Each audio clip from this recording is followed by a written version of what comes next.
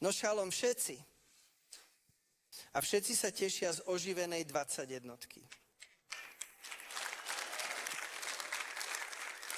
Ja viem, že som a môžem povedať, že toto je 10. oživenie, ktoré považujem za jedno z najlepších oživení vôbec. Na konferencii je veľa energie a vzrušenia a to ma naozaj teší. Takže bez ďalších rečí sa s vami podelím o učenie, ktoré mi dnes položil na srdce Boh Izraela. Toto učenie je svedectvom o Ješuovi.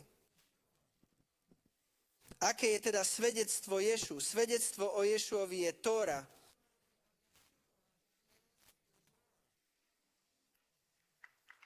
Svedectvo o Ješuovi je Tóra. A tak ako základ pre pochopenie tohto učenia, ktoré nebudem rozoberať, musíme pochopiť a naučiť sa, že to bol Ješua, kto dal Tóru na vrchu Sinaj. Takže veľmi rýchlo sa v knihe Exodus v 3. kapitole v 2. verši v preklade King James píše, že Pánov anjel sa zjavil Mojžišovi pri horiacom kríku. A v skutkoch apoštolov v 7. kapitole v 37. a 38. verši sa píše. Hovorí, že anjel, ktorý k nemu prehovoril na vrchu Sinaj a dal mu živé proroctvo. Keď čítame slovo anjel, myslíme na Gabriela, Michala alebo niekoho podobného. No Gabriel alebo Michael alebo niekto z anjelskej triedy sa Mojžišovi pri horiacom kríku nezjavil. Hebrejské slovo, ktoré sa prekladá ako anjel, je posol. Bol to Jahveho posol, ktorý sa prihovoril Mojžišovi na horiaceho kríka, v ktorom posol vyviedol Izraelitov z Egypta. A tento posol je ten, ktorý dal Tóru na vrchu Sinaj. A kto je teda ten posol? Je to Ješua, ktorý bol slovom, ktoré sa stalo telom. Takže Ješua dal Tóru na vrchu Sinaj a teraz uvidíme, že Tóra sa nazýva svedectvo. Takže ak prejdete na ďalší slajd a ja budem v podstate postupovať od tohto slajdu. OK? Takže budete môcť sledovať diapozitívy spolu so mnou, pretože budem s vami prechádzať od jedného diapozitívu k druhému. Takže Žalm 19. kapitola, 8. verš hovorí, že Tóra Jahveho je dokonalá. Svedectvo Jahveho je isté. Takže to je hebrejský paralelizmus. Tóra je svedectvo. Hebrejské slovo pre svedectvo je Eid Dut. Je to Strongovo číslo 5715. Koreňom hebrejského slova Eid Dut je Strongovo číslo 5707, čo je hebrejské slovo Eid alebo Ed, ktoré znamená svedok. A tak slovo svedectvo Eid Dut, jeho koreň znamená svedok. Pozrime sa teraz ďalej, ako sa Tóra nazýva svedectvom a v Žalme v kapitole 78, verš 1 sa hovorí: Daj pozor môj ľud na moju Tóru, verš 5, lebo on ustanovil svedectvo v Jákobovi a zákon v Izraeli. Takže svedectvo je zároveň aj zákon. Tóra je teda svedectvom zákonodarcu. Zákonodarca je Ješua. Ďalej.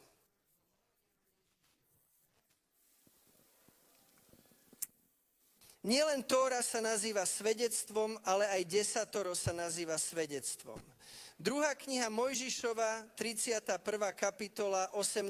verš, dal Mojžišovi, keď s ním na vrchu Sinaj ukončil rozhovor, 2 tabule svedectva. Ďalšia snímka. V 32. kapitole, v 15. verši, môžeme ďalej vidieť, že desatoro sa nazýva svedectvo. Píše sa tam: Mojžiš sa obrátil a zostúpil z vrchu a 2 dosky svedectva. Takže to, čo pre vás budujem, pretože ak poznáte môj štýl, vždy vám na začiatku dávam definície a keď dostaneme definície a vymedzenia viacerých vecí, potom na konci všetko spojím dohromady a keď uvidíme, ako všetko spolu súvisí, je to aha, teraz to všetko dáva zmysel, ale musíte so mnou pracovať cez definície, pretože nie všetci z nás rozumejú všetkým týmto definíciám, ale tu je to, čo sa vám nakoniec v jednom aspekte snažím ukázať, a to v hebrejčine, a snažím sa vám ukázať hebrejčinu a rozobrať hebrejčinu na požehnanú pamiatku brada Scotta, ktorý preberal hebrejské slova a ukazoval koreňové pojmy v celej Biblii a tak ďalej. Takže sa vám snažím ukázať jazykové spojenie medzi Tórou, ľudu, ktorému bola daná Tóra, tomu, kto dal ľudu Tóru a k čomu boli povolaní. V hebrejčine je jazykové spojenie, ktoré vám budem ukazovať od zákonodarcu až po to, komu bol daný a k čomu boli povolaní. Prečo vám to teraz ukazujem? Pretože v tradičnom kresťanstve v doktrína dispenzacionalizmu hovorí, že Izrael a cirkev a potom hovoria tu Boh Otec a tam Ješua a potom rozdelia zákon a vieru. Oddelujú to. Ukážem vám, že v hebrejčine je to spojené v jazyku. Dobre. To, čo som vám doteraz ukázal, sa nazýva svedectvo o Tóre aj o desatore. Ďalej.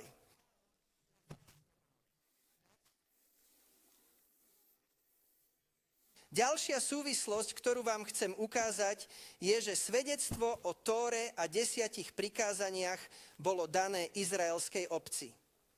Môžeme to vidieť v Exode v 35. kapitole v 1. verši, kde Mojžiš zhromaždil celú obec Izraelitov. Slovo zhromaždenie Strongovo číslo 5712 je hebrejské slovo Eda. Svedectvo je Eidut.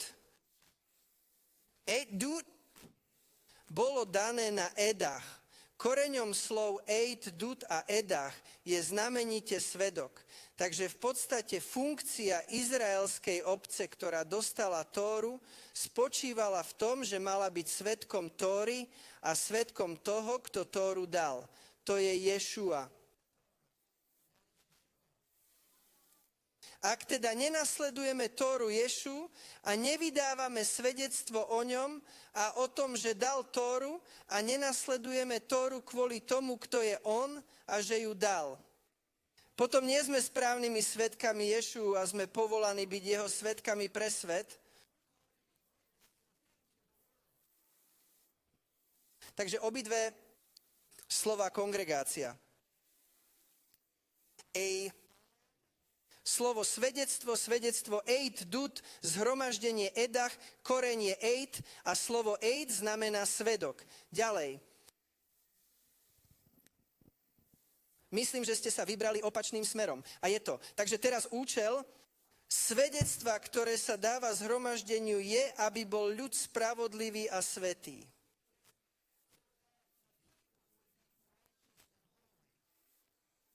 Žalm 1. kapitola 5. verš. Preto bezbožní nebudú stáť na súde ani hriešnici v zhromaždení spravodlivých. Ješua chce, aby jeho ľud bol spravodlivý a svätý a aby ukazoval svetu Ješuovu spravodlivosť a svätosť. Ďalej.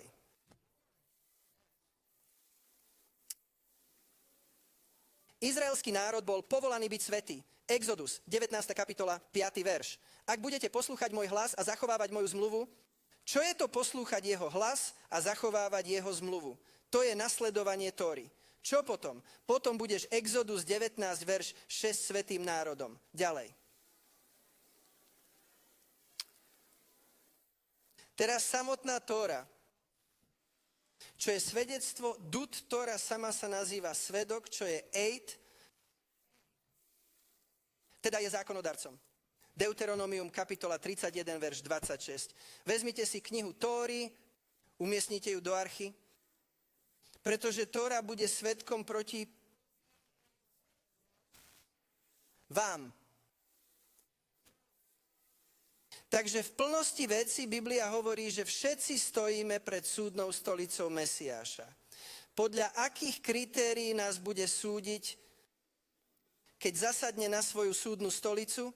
Bude nás súdiť podľa svojej Tóry a jeho Tóra sa stane svedkom pre nás, alebo ak sme sa ňou neriadili, bude svedkom proti nám. Môžeme ďalej. Ďalšie. Takže nielen Tóra je svedectvom, ale aj Jákobova obec má byť svedkom tohto svedectva.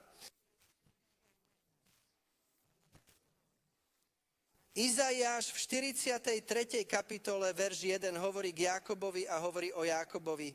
Vy ste moji svedkovia. Takže Jákob má byť svedkom a Tóra je svedkom. Ďalej. Takže tu je to, čo pre vás zakrývam. Tu je bod, ktorý sa snažím hĺbšie ukázať, že zákonodarca, a to je Ješua, dal svedectvo, ktorým je Tóra a 10 prikázaní Jákobovej obci, aby boli jeho svedkami. A to všetko je v hebrejčine jazykovo prepojené. Ďalšie. Teraz svedecká výpomoc svedčí.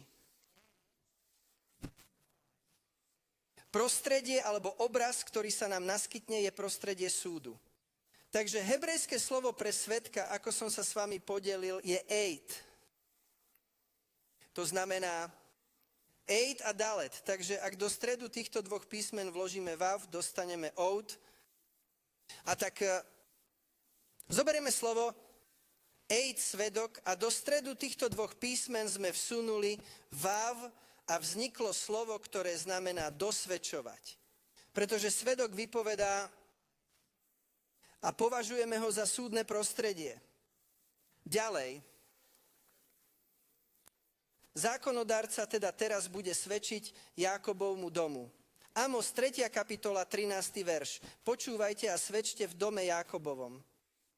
Viete, a pred niekoľkými rokmi Brad ma pozval Brianovi Barnesovi do Kalifornii. A tam sme robili šavôt a odvtedy som si zaobstaral celý rad Bradových učebníc a posledné 2 roky som ich počúval v aute. Keď som sem išiel, počúval som stále Bradové vyučovanie. A ja som si Brada veľmi obľúbil a vážil. A Brad miloval hebrejský jazyk a chcel, aby ste aj vy milovali a vážili si hebrejský jazyk. Takže toto je čiastočne to, čo sa vám snažím ukázať. Krásu hebrejčiny, že tieto veci sú jazykovo príbuzné. Ďalej. Takže teraz bude zákonodarca svedčiť svojmu ľudu, aby nasledovali jeho Tóru, jeho svedectvo. Hej, kamarát? Deuteronomium 32:46. A povedal im, aby svoje srdcia upriamili na slova, o ktorých svedčím oud, dosvedčujem, aby ste dodržiavali všetky slova Tóry. Ďalej. Jeremiáš, kapitola 11, verš 7. Teraz King James hovorí, že som vážne protestoval, ale viete, čo sa hovorí v hebrejčine? Ja, oud, slovo oud sa opakuje, aby sa zosilnelo. Zdvojenie slova, originál preklad je totálne protestujem. Znamená to úprimne dosvedčujem. Ďalej.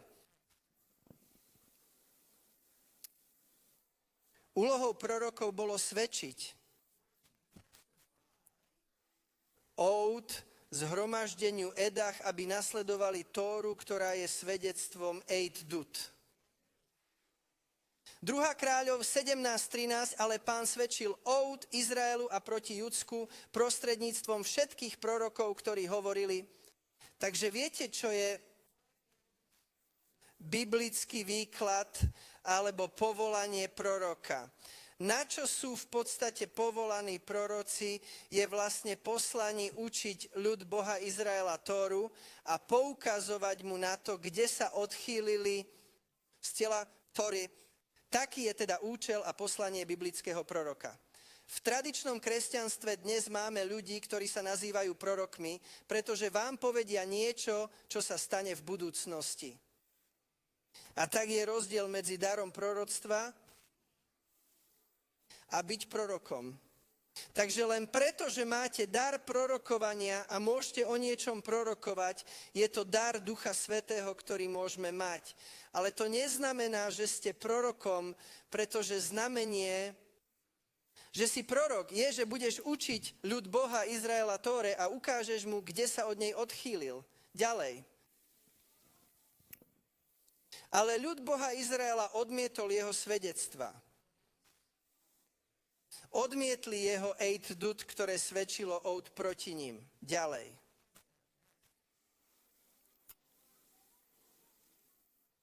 V 9. kapitole Nehemiáša, verš 34, sa opäť dozvedáme, že izraelský národ nebude poslúchať ani Tóru zákona. Ani naši králi, ani kniežatá, ani kňazi, ani naši otcovia nezachovávali tvoju Tóru, ani tvoje svedectvá. Eid dud, ktoré ste svedčili oud proti ním. Ďalšie. Takže v dôsledku toho ľudí, ktorí boli povolaní byť svedkami Tóry, svedectvo zákonodarcu, v dôsledku toho, že neboli vernými svedkami Tóry a zákonodarca ten, ktorý ju dal. Izraelský Boh podal žalobu na svoj ľud. A kto teda bol tým, kto v mene Boha Izraela viedol tento súdny proces? Kto boli jeho právnici? Boli to proroci? Tak sa píše v Ozeášovi 4, 1, počujte slovo Jahveho, synovia Izraela, lebo Jahve má spor s obyvateľmi. Slovo spor je hebrejské slovo riv.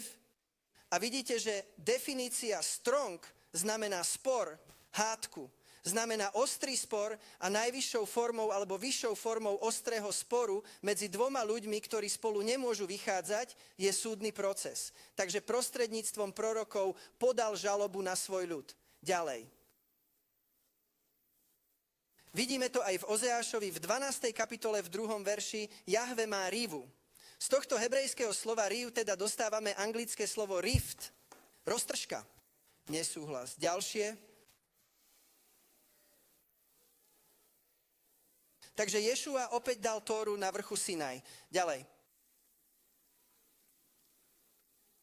A Tóra a desatoro sa nazývajú svedectvo eid dud. Ďalej.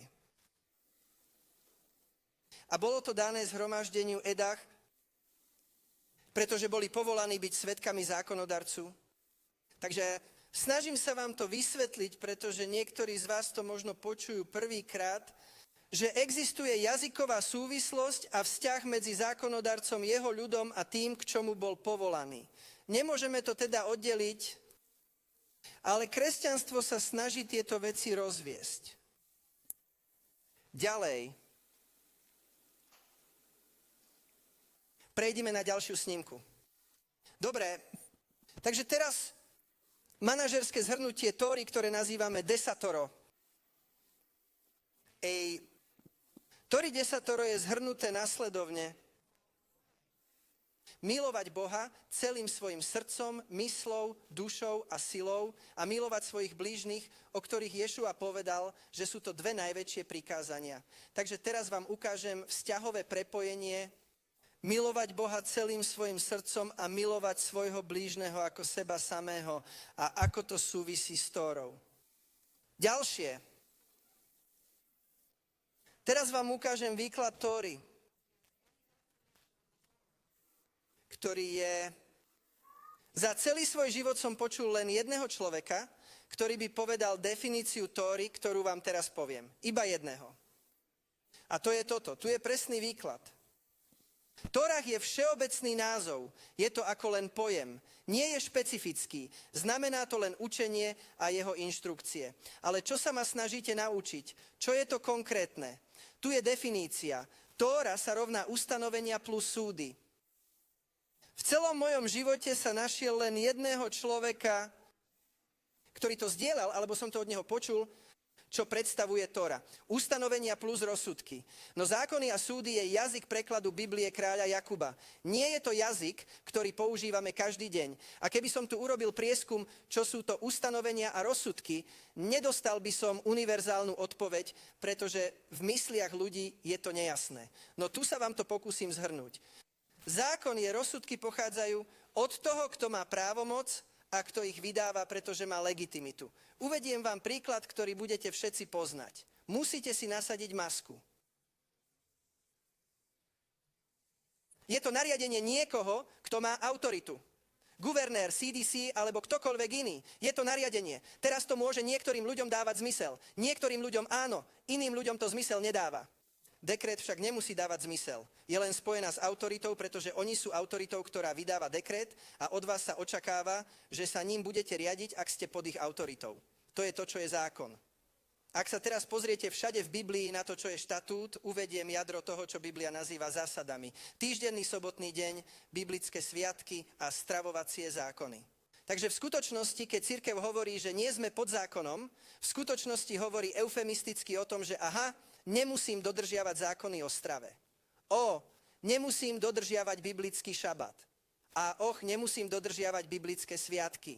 Takže ak naozaj viete, čo je Tóra, sú to ustanovenia plus súdy. To, čo v skutočnosti cirkev odmieta, sú Božie ustanovenia. Odmietajú Božie nariadenia, ktoré je schopný vydať, pretože je kráľom vesmíru. Inými slovami, odmietajú jeho autoritu byť tým, kým je. To je to, čo odmietajú, keď odmietajú stanoviť. Takže to, čo sa vám chystám ukázať, je predovšetkým vrátiť sa o jeden. To, čo vám chcem ukázať, sú predovšetkým ustanovenia týkajúce sa milovania Boha celým svojim srdcom, myslou, dušou a silou. A súdy sú spojené s láskou k blížnemu. Teraz súdy predstavujú kategóriu prikázaní, ktoré sú zamerané na to, ako sa správate k iným ľuďom. Súhrne povedané, milujte svojich blížnych alebo robte druhým to, čo chcete, aby oni robili vám. Hebrejské slovo pre ustanovenie je hokeim, hebrejské slovo pre súdy je mišpatim. Dobre, ďalšie. Celé DVD, na ktorom sa vyučujem, má 5 hodín, aby som vysvetlil, čo sú to rozsudky. Prešiel som celú Bibliu a ukázal som vám, čo Biblia hovorí o súdoch. A to DVD sa volá Manželská zmluva a súdny proces. Ďalšie. Teraz vám ukážem, že Tóra sa rovná ustanoveniam a rozsudkom. Deuteronomium 4. kapitola 8. verš. Ktorý národ je taký veľký, že má také spravodlivé ustanovenia a súdy ako táto Tóra? Ďalšie. Ezdráž, 7. kapitola, 10. verš. Ezdráž pripravil svoje srdce, aby hľadal Tóru a učil Izrael ustanoveniam a súdom. Hokejim a mišpatim. Ďalej.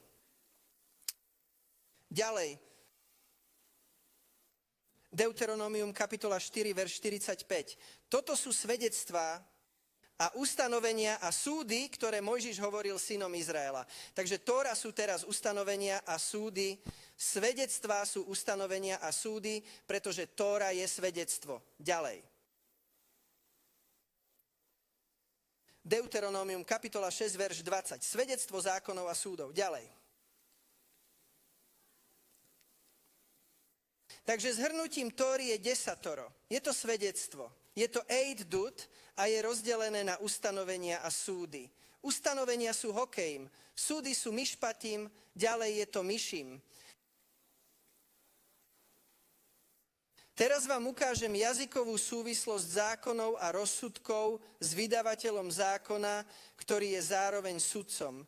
Takže hebrejské slovo pre sudcu je šafát.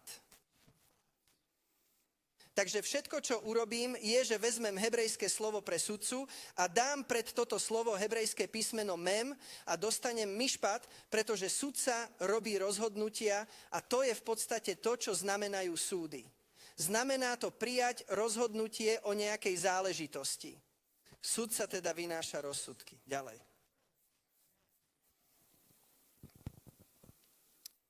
Boh Izraela chcel pre nás všetkých byť sudcami. Viete, ako to viem?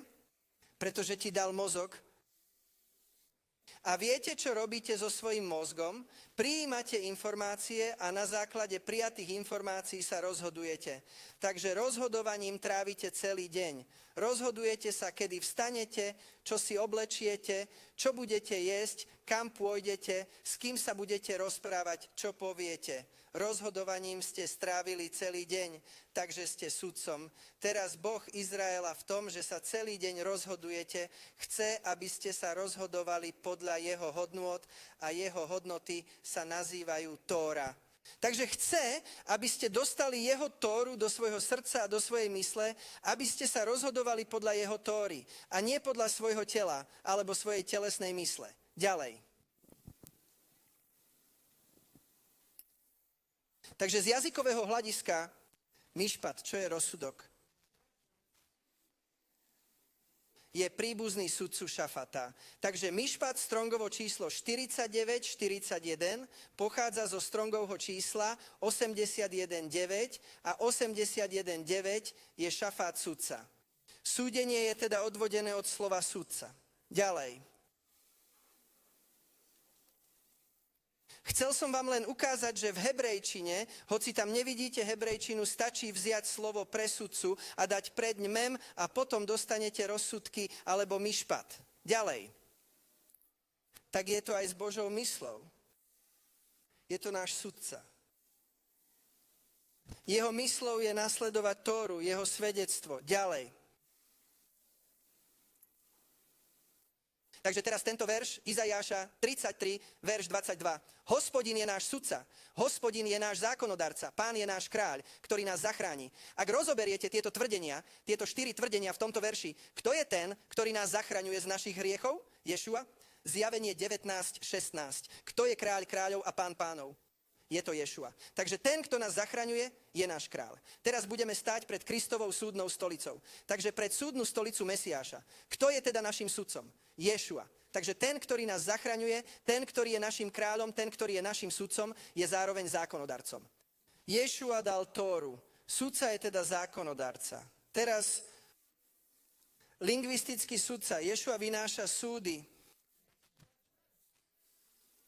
To je mišpat. A zákonodarca po hebrejsky. Myslím, že vám ukážeme, čo to je. Prejdite na ďalší slajd. Prejdite na ďalšiu snímku. Ďalej, zákonodarca je teda hakak. A hakak. Slovo pre štatút hoke, alebo množné číslo hokeim, pochádza z hakak. Z jazykového hľadiska sa teda v hebrejčine zákony spájajú so zákonodarcom. A rozsudky sú spojené so sudcom. A zákonodarca je sudca. Takže nasledovať Ješu znamená nasledovať jeho svedectvo, ktoré je nasledovaním zákonov a súdov. Ustanovenia sú nariadenia.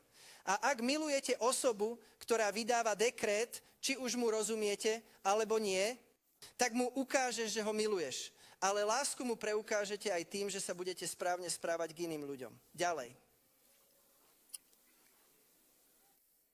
V hebrejčine teda vidíme, že zákonodarca Hakak je príbuzný so stanovami Hokeim a sudca Šafat súvisí so súdmi, Mišpatim. Ďalší. Takže tu je opäť zhrnutie. Rád veľa sumarizujem, aby ste to videli, pretože mi bolo povedané, a pravdepodobne je to pravda, pravdepodobne sa to nejako týka Rica, že niekedy ma počúvať je ako piť vodu z hydrantu. Takže sa smejete, takže to musí byť trochu pravda. Preto sa snažím opakovať, aby som spomalil rýchlosť prítoku vody. Dobre.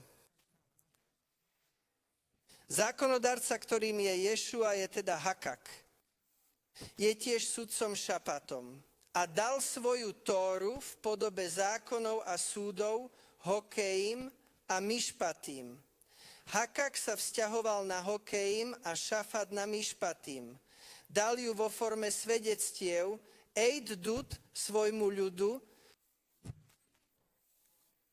Edach Jákobovmu zhromaždeniu a mali by byť pre svet svedectvom o spravodlivosti a svetosti zákonodarcu. A ešte raz, čo ma tak nadchlo, že sa s vami môžem podeliť o toto posolstvo, je to všetko jazykovo prepojené v hebrejčine. Ďalej. Ješua dostal otázku, ktoré je najväčšie prikázanie v Tóre. A on povedal, že najväčšie je milovať Jahveho, svojho Elohima, celým svojim srdcom, celou svojou dušou a celou svojou myslou. To je prvé a najväčšie prikázanie. A ďalšie, druhé, je milovať svojich blížnych. Najväčšie prikázanie pochádza zo 6. kapitoly Deuteronomium 5. verša. Milovať budeš Pána, svojho Boha, celým svojim srdcom, celou svojou dušou, celou svojou silou. Ďalšie. A mnohí ľudia možno nevedia, že v 10. kapitole 12. verša Deuteronomium sa hovorí, čo požaduje Jahve, čo od vás vyžaduje. A hovorí sa tam, že ho vyžaduje, aby ste ho milovali celým svojim srdcom, celou svojou dušou a celou svojou mysľou. Ďalej. A Ješua potom ďalej povedal, že druhé najväčšie prikázanie znie, milovať budeš blížneho svojho. Ďalej. A to pochádza z 19. kapitoly knihy Levitikus 18. verša. Koniec verša hovorí, že budeš milovať svojich blížnych ako seba samého. Ďalšie, ak by ste sa teda opýtali priemerného kresťana, ktorý je veriaci a chodí do kostola, milujete Ješu, milujete Ježiša, povedali by samozrejme, ale keď premýšľajú o tom, že ho milujú, viete, ako premýšľajú o tom, že ho milujú? Tento emocionálny pocit vo svojom srdci. Vidíte, ja ho milujem priamo tu vo svojom srdci. Jednoducho ho milujem. No vy poznáte niekoho, kto by mal vedieť a vie, čo je to láska k žene? Takže povedzme, muž a žena sa v deň svadby vezmú a on jej povie, milujem ťa, milujem ťa, milujem ťa, chcem s tebou žiť do konca života. A potom od toho dňa sa s ňou nikdy nerozpráva a nikdy pre ňu nič neurobí. A ona hovorí, čo sa deje, nemiluješ ma? A on hovorí, že samozrejme, že ťa milujem. Nepovedal som ti v deň svadby, že ťa milujem? No ona chce vidieť činy, vieš. Ak ma miluješ, tak pre mňa niečo urobíš. Ale keď vieme, že žena vie a chápe, že láska je čin, ako to, že si vo viere myslíme, že je to len ten pocit, pokiaľ mám ten pocit, že ho milujem, tak ho naozaj milujem. Keď povedal, že ak ma miluješ, ukáž mi to. Zachovávajte moje prikázania. Ďalšie. Láska je čin. Viete, vidím tam ten malý plagát. Mám plné zuby slov. Ak ma miluješ, ukáž mi to. Láska je aktivita. Bez činu sú to prázdne slova. Ďalšie. Takže milovať Boha celým svojim srdcom, mysľou, dušou a silou bude spojené so zachovávaním ustanovení. Samotná láska k blížnemu bude spojená so zachovávaním prikázaní. Ďalej.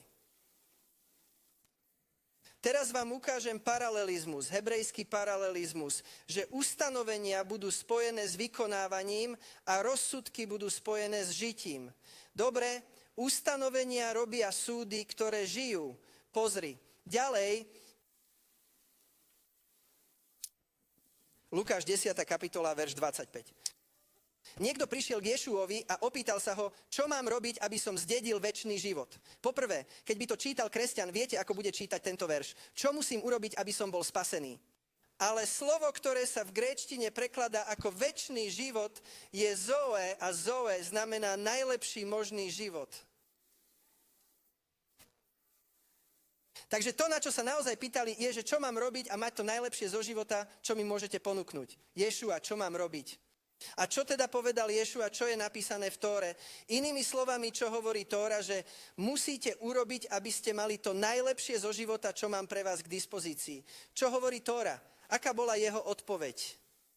Ďalšie, povedal, že Tóra hovorí, že ak chcem mať najlepší život, aký mám k dispozícii, musím milovať Jahveho, tvojho Elohima, celým svojim srdcom, mysľou, dušou a silou a milovať svojich blížnych. A tak na túto odpoveď mu Ješua odpovedal správne. To je to, čo Tóra hovorí, že musíte urobiť, aby ste mali to najlepšie zo života, čo sa ponúka. A potom hovorí toto. Odpovedali správne, robte to a žite tak. Takže keď Ješua povedal robte a žite, urobil remes, čo znamená narážku. Keď odpovedal na otázku, ktorá bude paralelizmom, naznačoval niečo v Tóre. Dobre, a väčšina ľudí by si tie verše jednoducho prečítala. Aha, áno, to mám robiť. Robiť a žiť. Aha, áno. Musím tak žiť svoj život. A to je to, čo to znamená. Ale je tu hĺbší význam cez náznak. Takže na čo naráža? Naráža na 8. kapitolu knihy Levitikus, 5. verš. Píše sa tam, že budeš zachovávať moje ustanovenia a súdy, ktoré ak človek bude zachovávať, bude žiť. Keď povedal, že si správne odpovedal, rob a budeš žiť. Narážal na tento verš a konaj a ži v tomto verši je spojený so zákonmi a súdmi.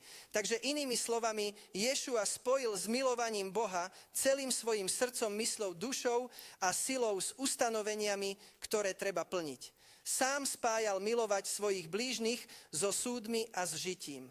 Vytváral toto spojenie. Dobre, ďalej. Tu vám chcem ukázať dve najväčšie prikázania. Milovať Boha celým svojim srdcom, mysľou, dušou a silou milovať svojich blížnych. Že milovať Boha je spojené s ustanoveniami hakém, ktoré sú spojené s konaním v Levitikus 18.5. Milovať svojich blížnych je spojené so súdmi, ktoré sú spojené so životom, ktorý je spojený s tým, ako sa správate k iným ľuďom. Ďalej. Takže štatút a hakém sa chápe ako nariadenie od niekoho, kto má autoritu a nemusí dávať zmysel každému. Ten, kto má autoritu, má moc vydať nariadenie, pretože je autoritou a mnohokrát sa stane, že nariadenie nebude mať zmysel pre každého. Preto sa to považuje za nelogické pre myseľ a uvažovanie priemerného človeka. Ďalej. Avšak rozsudky sú veľmi logické ľuďom. Napríklad, ak niekto povie, že som ateista a vy k nemu prídete a udriete ho do tváre. Nerobte to. Ale ak by ste ich týrali, klamali, kradli, manipulovali s nimi a tak ďalej. Nebude sa im to páčiť? A to, že sa im nepáči, že sa k ním takto správate, nemá nič spoločné s tým, či veria, že Ješua je Mesiáš. Pretože to, že nedostanú po tvári, je logické, že ľudia nechcú dostať po tvári. Dobre, takže rozsudky sú kategóriou prikázaní, ktoré sú logické a je logické, že sa k ostatným ľuďom správate s úctou. Ďalšie. Takže teraz vám ukážem túto definíciu story, že milovať Boha celým svojim srdcom, myslou, dušou a silou je spojené so zachovávaním jeho ustanovení a súdov. Vidíte, cirkev si myslí, že milovať Boha a tento pocit v srdci nahrádza plnenie Tóry, ale Tóra definuje milovať ho ako plniť ustanovenia a súdy. Milujte Jahveho, svojho Elohima, zachovávajte jeho ustanovenia a súdy. Ďalej. Deuteronómium kapitola 30, verš 16. Miluj Jahveho, svojho Elohima, zachovávaj jeho ustanovenia a súdy. Ďalej. Ďalšie. Takže aj keď som sa práve pokúsil ukázať vám vzťah, že milovať Boha celým svojim srdcom, mysľou, dušou a silou je spojené so stanovami, ktoré sú spojené s robiť a milovať svojich blížnych ako súdy v živote. Neprotirečím si, keď sa s vami podelím o tento verš, pretože viete, že v typickom hebrejskom myslení sú veci áno a nie v rovnakom čase. 1. Jánova kapitola, 4. verš, 20. Budem ho čítať z pohľadu hebrejskej Tóry. Ak niekto povie, že milujem Boha, čo znamená zachovávať hokejím? Teraz, čo sú hokejím? Ešte som vám neukázal písmo, ale čo sú hokejím? Je to ústredné. Je ústredne spojený so zachovávaním soboty, biblických sviatkov a zákonov o strave. Takže ak niekto povie, že milujem Boha, pretože zachovávam sobotu, biblické sviatky a zákony o strave, ale nenávidí svojho brata, je to klamár, lebo kto nemiluje svojho brata, kto nezachováva mišpatím a kto nemiluje svojho brata, ktorého videl, ako môže milovať Boha. Inými slovami, zachovávajte šabat, sviatky a košer zákony, ktorého nevidel. A toto je prikázanie, ktoré máme od neho. Kto miluje Boha, ten, kto zachováva šabat, sviatky a stravovacie predpisy, zachováva aj hokejím, miluje aj svojho blížneho mišpatím. Vidíš, povedal by som. V posledných 10-20 rokoch sme boli svedkami pohybu v hnutí hromadným spôsobom. Sme horlivo zdôrazňovali košer zákony, rovnako týždenný šabat a výročné sviatky, že sme trochu zanedbali a zabudli aj na to, ako sa správame k iným ľuďom. A tak nasledovanie Tóry je dobré zaobchádzanie s ľuďmi a zároveň Dodržiavanie zákonov o stravovaní počas týždenného šabatu a biblických sviatkov. Ďalej. Dám vám teda niekoľko úryvkov z písma, aby som vám ukázal, že súdy Mišpatim sú o tom, ako sa správate k iným ľuďom. Deuteronomium 10. kapitola 18. verš vykonáva rozsudok Mišpatim o tom, že milujeme sirotu, vdovu, cudzinca a dávame im jedlo a šatstvo. Takto sa máš správať k iným ľuďom. Ezechiel 18. verš 5. Ak človek robí to, čo je dovolené a správne, pozri slovo dovolené, nie je to Tóra slovo preložené ako dovolené, je Mišpatim rozsudky. Ak človek vykonáva rozhodnutia, ďalšie. Hovorí, že nedal na úžeru, ani nevzal prírastok, ani neodtiahol ruku od neprávosti. Vykonal pravý mišpat medzi človekom a človekom, medzi človekom a človekom. Vidíte mišpatim, alebo kategóriu prikázaní o tom, ako sa správne správame k iným ľuďom. Ďalej. Zachariáš 7. kapitola 9. verš, takto hovoríme, my zástupy vykonáme pravý mišpat, preukážeme milosrdenstvo a súcit každý so svojím bratom, takto sa správame k druhým ľuďom. Ďalej. Pavol to zhrnul v liste Rimanom v 13. verši. Keď hovorí, že nescudzoložíš, nezabiješ, nepokradneš, nevydáš krivé svedectvo, nepožiadaš. Ak existuje nejaké iné prikázanie, je zhrnuté v tomto miluj blížneho svojho. Takže niektorí ľudia vzali tento verš a hovoria, aha, vidíte, je tam niektoré z 10 prikázaní, ale nie je tam uvedená sobota. Takže sobota asi nie je pre novú zmluvu. Nie, to, čo Pavol robí, je, že vymenúva prikázania v 10 prikázaniach, ktoré súvisia s tým, ako sa správaš k iným ľuďom, čo zhrnul tým, že sám miluješ svojich blížnych. Vytvára komunitu v príslušnom zhromaždení. Teraz vám teda ukážem, čo Pavol nazval v tom, čo sa biblicky chápe ako spravodlivosť zákona, čo musíte urobiť podľa zákona, aby ste boli považovaní za 100% dokonalého a nikdy neurobíte nič zlé. Dobre, takže v 10. kapitole listu Rímanom v 5. verši Mojžiš opisuje spravodlivosť, ktorá je v zákone, že človek, ktorý robí tieto veci, bude z nich žiť. Odvoláva sa na Levitikus 18. kapitolu 5. verš a na to, čo ktorý z ľudí robí, bude žiť podľa toho, čo je spojené so zákonmi a súdmi. Takže spravodlivosť zákona je nasledovanie ustanovení a súdov. Takže to, čo Pavol vysvetľuje v liste Rimanom, čo Pavol vysvetľoval v liste Galatianom, ktoré sa nesprávne chápe, pretože nevieme, že Tóra je Božím štandardom. Ak pre teba hľadáš svoju vlastnú spravodlivosť a na základe svojich zásluh musíš na 100%, bez toho, aby si niekedy urobil niečo zlé jedenkrát, musíš dodržiavať ustanovenia a rozsudky a nikdy ich nepokaziť. Ak sa vám to podarí na 100%, nikdy nezlyháte. Teraz naplníte spravodlivosť zákona. Pavol teda vysvetľoval, že to nikto nedokáže. Nikto nenaplní spravodlivosť zákona.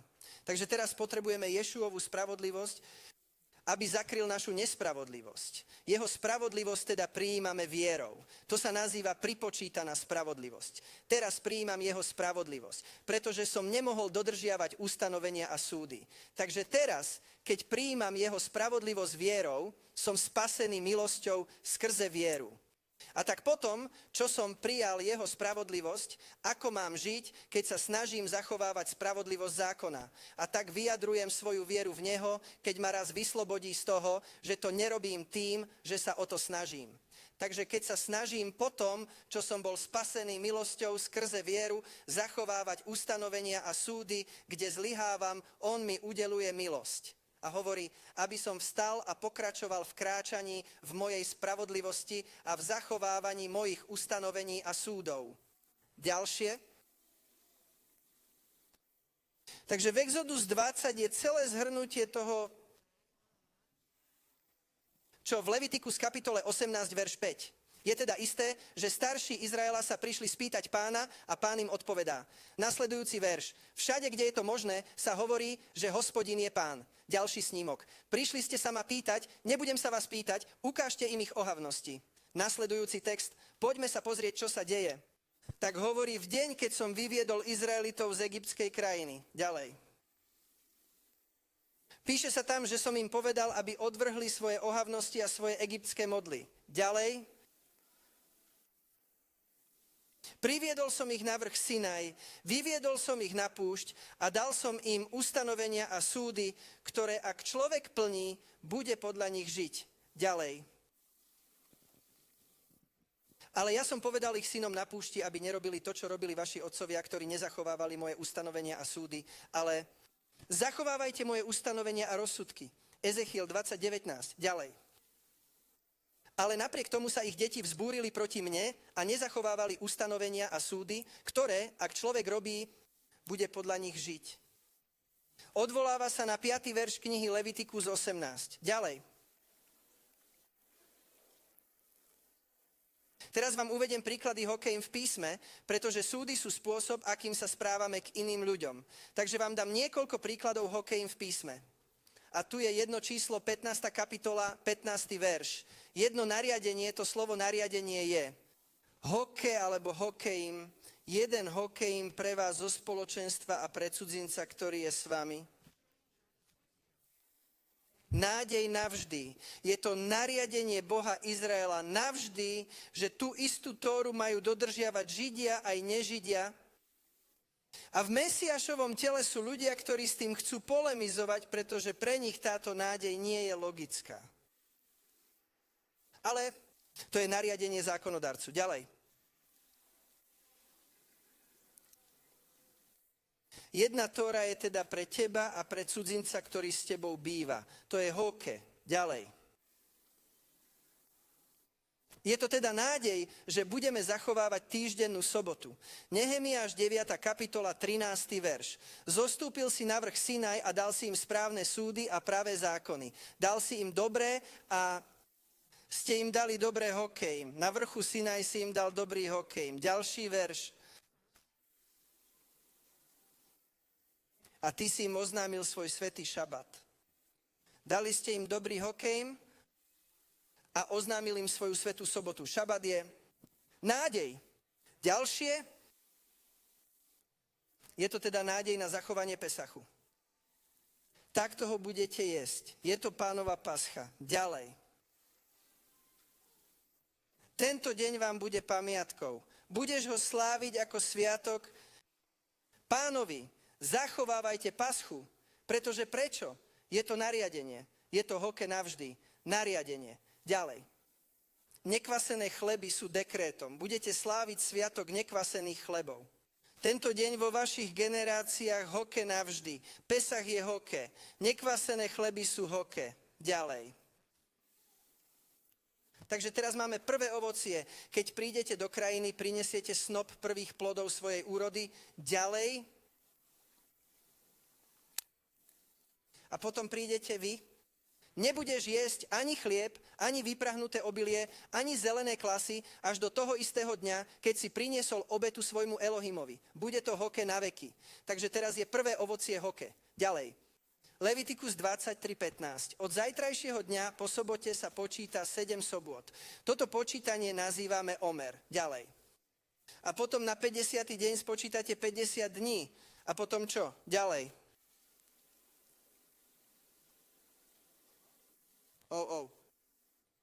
No na ďalšej snímke viem, čo sa v nej píše.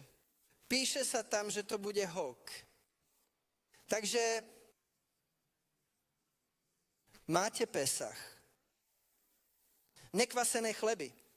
Prvé plody. Šavuot. Týždenný šabat sa nazýva hokejím.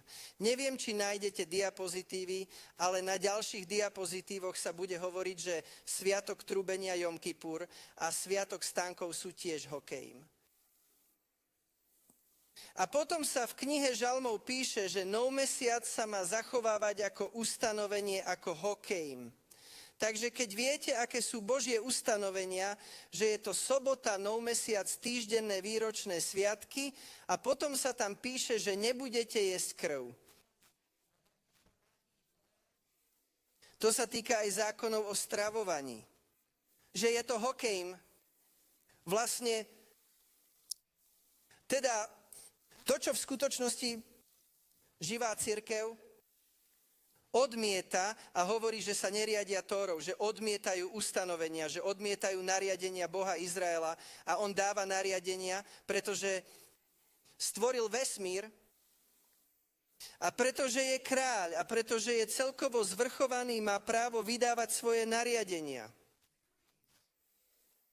A tak vlastne odmietame jeho autoritu ako kráľa vesmíru, keď odmietame jeho ustanovenia, keď odmietame jeho nariadenia. Prejdime na ďalší slajd. Takže je to nádej, že budeš sláviť Jom Kipur a toto bude ustanovenie, že v 7. mesiaci 10. dňa mesiaca budeš trápiť, pokorovať svoju dušu. Je to znova hokejím. Ďalej. Ďalšie. Takže tu je Sukot, 15. deň 7. mesiaca, 7 dní budeš oslavovať sviatok.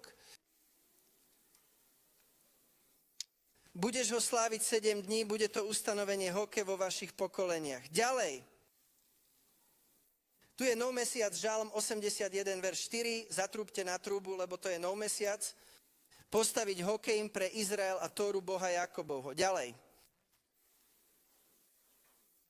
Takže je to nádej, že nebudete jesť tuk ani krv, takže to bude večné ustanovenie po celé vaše pokolenia, že nebudete jesť tuk ani krv, takže sa to týka zákonov o stravovaní. Dobre, takže to je v podstate posolstvo, svedectvo Ješu. Ješua dal Tóru na vrchu Sinaj. Tóra a desatoro sa nazývajú svedectvo. A teraz v Zjavení 19, verš 10 sa hovorí o svedectve Ješu. Teraz už vieme, čo to je. To je Tóra, svedectvo Ješu je duch proroctva. Takže inými slovami, to, čo je zabalené okolo Tóry, je duch proroctva a odkiaľ pochádza duch proroctva? Z Ducha Svätého. Takže to v podstate hovorí, že nasledujete Ješovu Tóru prostredníctvom Svätého Ducha.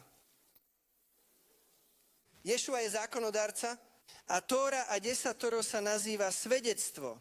Svedectvo je v hebrejčine povinnosťou. Bolo dané Jákobovmu zhromaždeniu Edach a mali byť dôkazom, svedkom o zákonodarcovi a jeho spravodlivosti a svetosti. Keď to ľudia nerobili, potom na nich prostredníctvom svojich služobníkov, prorokov, podal žalobu, aby ich vrátil k svojej Tóre. Tóra sú ustanovenia plus súdy a dodržiavanie prikázaní po rozsudkoch je spravodlivosť zákona, o ktorej Pavol hovorí v 10. kapitole listu Rimanom v 5. verši, čo súvisí s konaním a žitým, v 18. kapitole Levitikus v 5. verši. Takže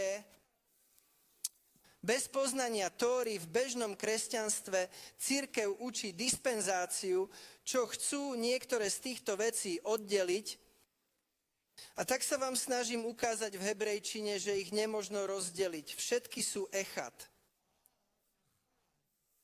Je tu jednota medzi Ješuom, jeho Tórou, jeho ľudom a tým, k čomu boli povolaní. A to je byť svetlom sveta a aby boli a nechali svoje svetlo svietiť pred ľuďmi, že aby sme vzdali slávu nášmu nebeskému Otcovi. Modlím sa, aby toto posolstvo bolo pre vás požehnaním a aby ste teraz dokázali oceniť, čo je svedectvo o Ješuovi a že Tóra pozostáva zo zákonov a prikázaní a že milujeme Ješu, milujeme Boha Izraela tým, že zachovávame jeho zákony aj jeho prikázania. Nech ste všetci požehnaní. Za ostatné ďakujem.